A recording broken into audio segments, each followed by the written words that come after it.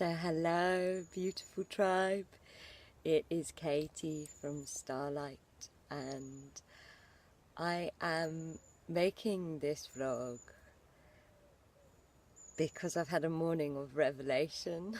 Some of you will know that we have left our house and become a dressless for however long it's meant to be, to live literally in the flow so that we can go wherever feels most alive for us to go and wherever aligns with us and our light work and Starlight's work. And I've had loads and loads of guidance about the first stage of our journey in this new addressless state, which is we're currently in Winchester and we're heading towards Cornwall and then making our way round to Avebury. And we are, this part I know from my guides and with all of my being is a vision quest, and my guides have been channeling a lot about a vision quest, saying that with a vision quest you have to let go of everything you know.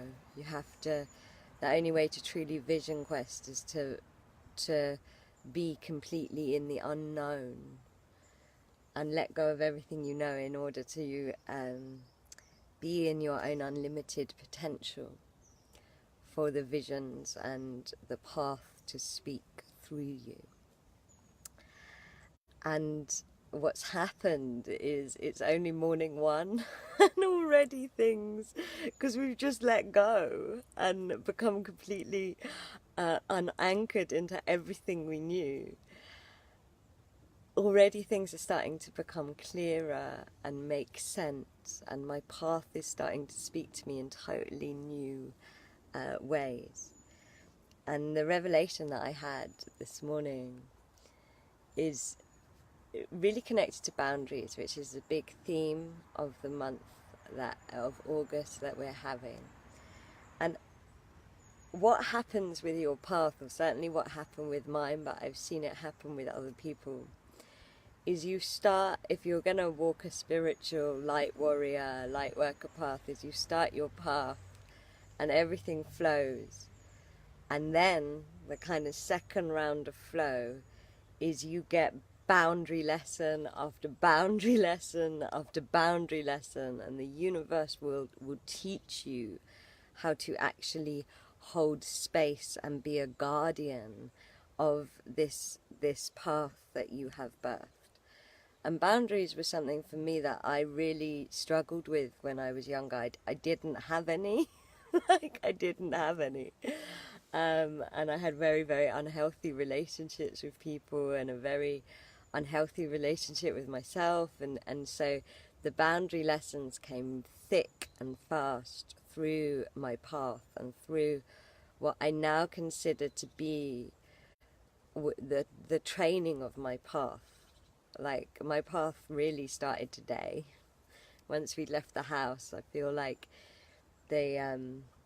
everything that Starlight's done since 2012 when it began has been like this training ground, this training playground with the universe. And the final year of it, there were many, many lessons about boundaries in every way possible, for me and for Kath.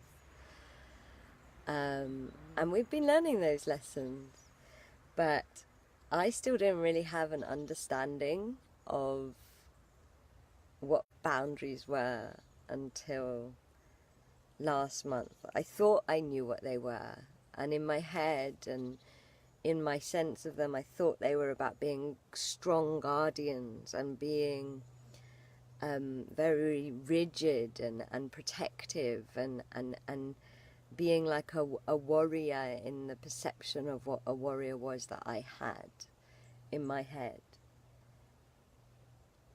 And then I was doing the Call of the Magdalene course last month, which is a course we run every year with Mary Magdalene for her feast day.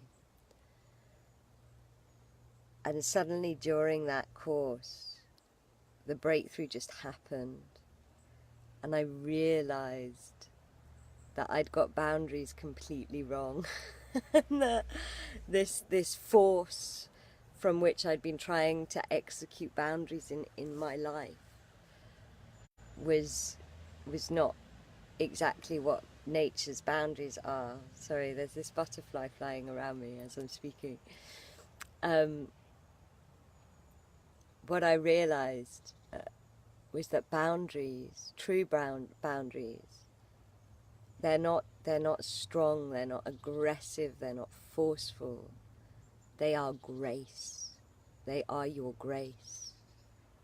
They are how you gracefully hold your values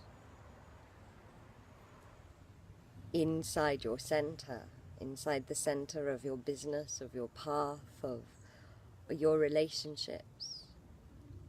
And this kind of realization that boundaries are actually grace, and that when we disgrace ourselves, it's because we haven't put the right boundaries in place. We haven't put the boundaries up around what we value. And so then, therefore, we then react disgracefully, and that disgrace can be anything. It can be a really emotional reaction, or a really shrinking reaction, or a really aggressive reaction.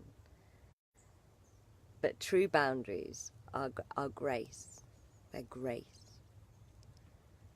And tied up into this boundary journey, and this journey into guardianship that I have been on,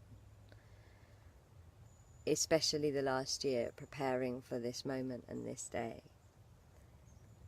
which is when Starlight and me and Kath really become the path and live the path. Tied up in all of that has been this journey of guardianship, and how to be a guardian of something like Starlight Soul Journeys, which Starlight has this amazing life of its own, and it is, you know, we don't really decide how the healing happens on our journeys.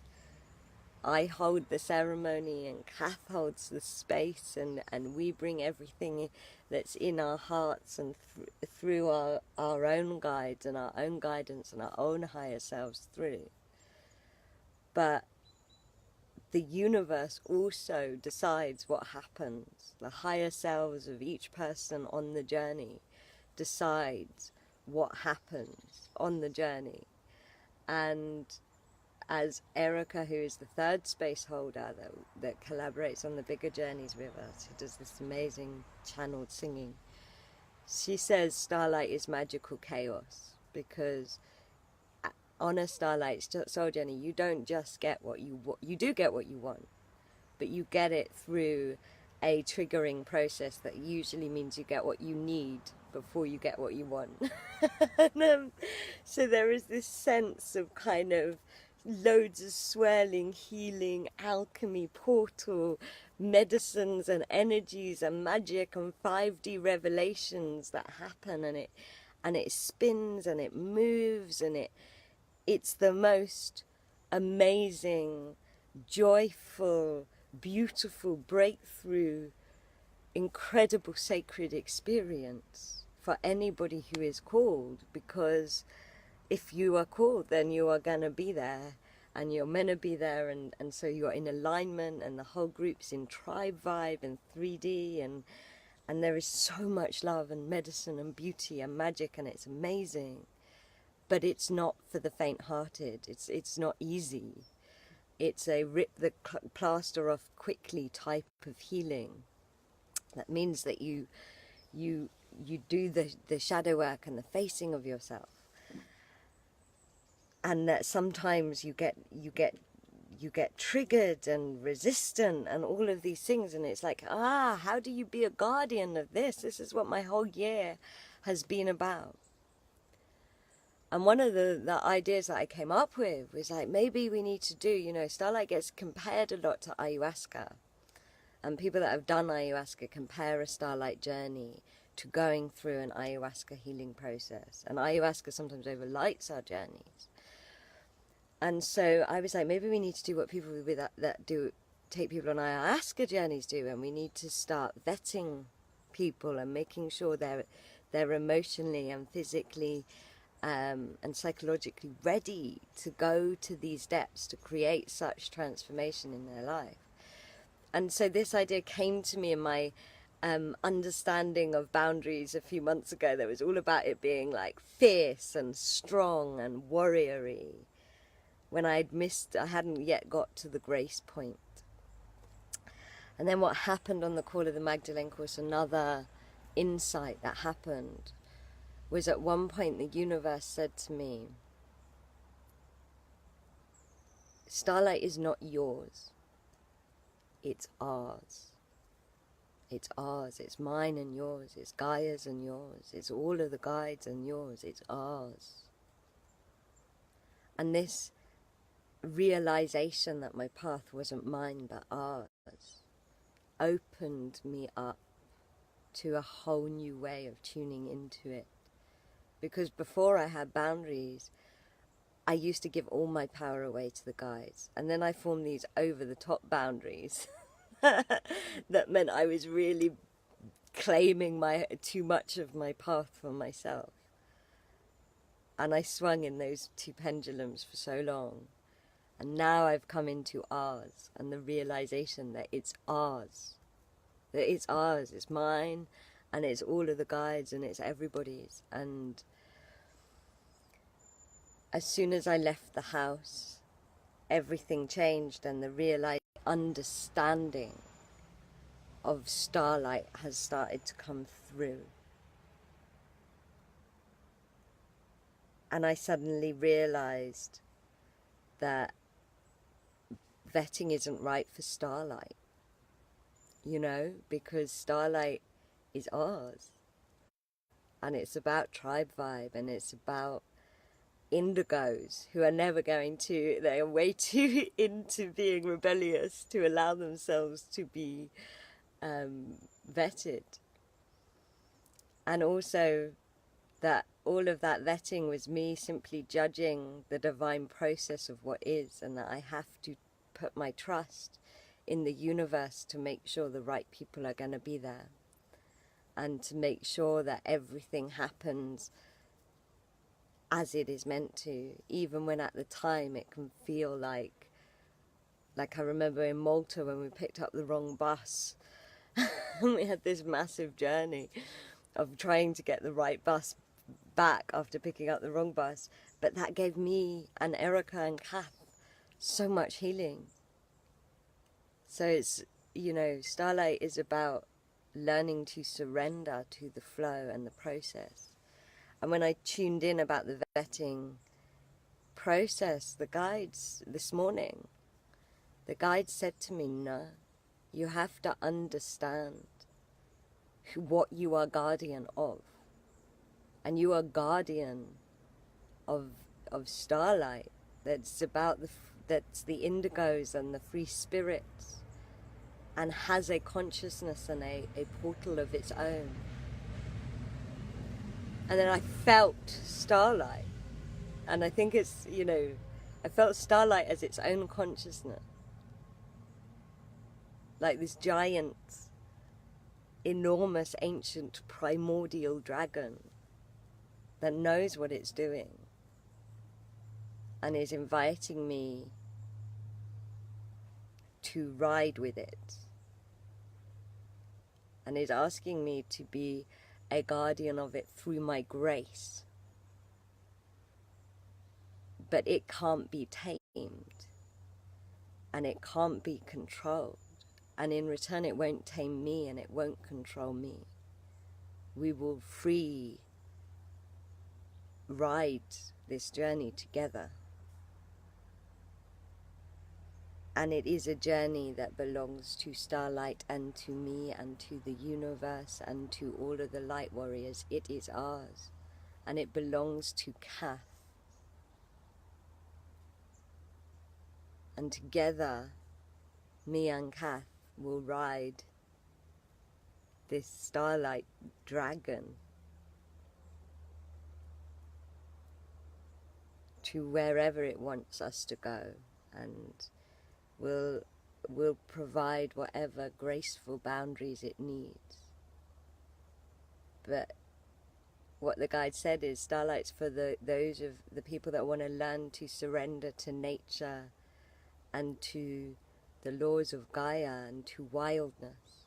It's for people who want to be re-wild and to be empowered.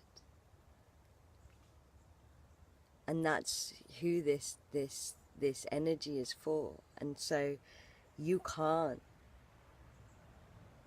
place limitations upon it. You can't place decisions upon it. You have to allow it to be in its sacred, divine, primordial, ancient, natural flow, and become unjudged with it and surrender to it. And it made me love all of you guys so much, because I was like, wow, you're such indigo, wild, amazing warriors that can't be told what to do. But we'll find the flow of yourselves in your own sacred, beautiful ways, and will claim all that you need to claim from each journey that you are called to. And so it's been a massive lesson in learning to surrender and flow and come into actual true oneness with my path. And out of that channeling this morning came this idea that part of being a graceful guardian is offering more support. It's not about offering, not for Starlight, it's not about offering rules or limitations, because it's such an unlimited energy and magical energy. And that's why when the journeys happen, they're so expansive and filled with synchronicity and magic and miracles.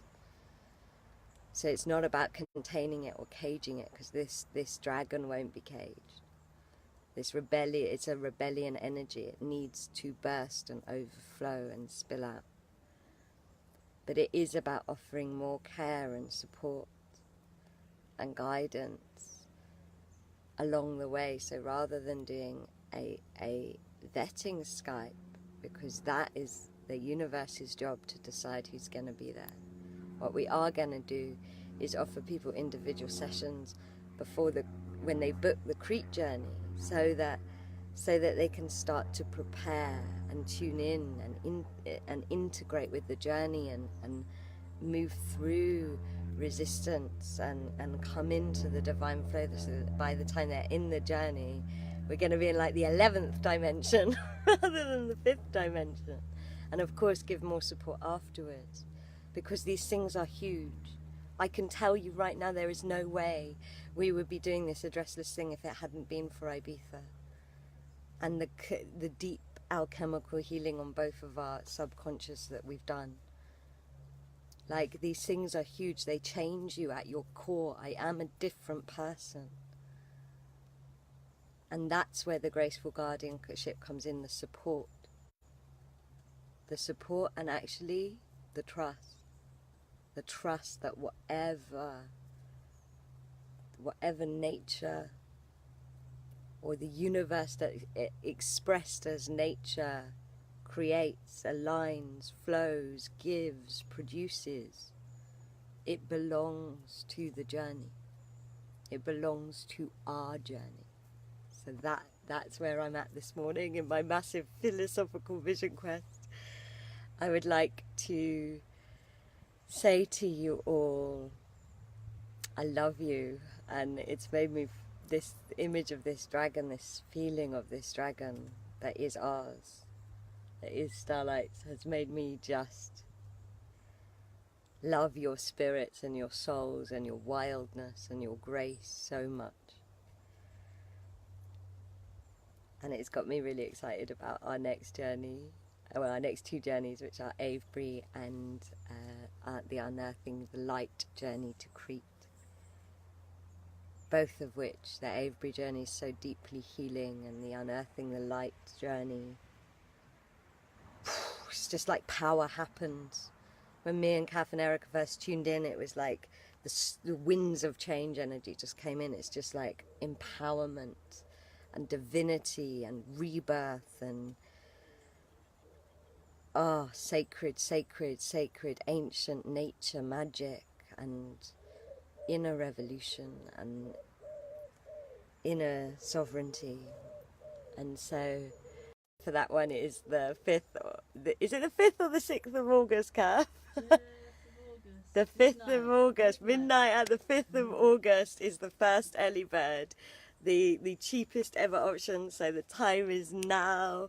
My wild, graceful, beautiful warriors, I love you, and I will keep updating you with how this vision quest journey for both me and Kath is going. So much grace and wildness and truth to you all.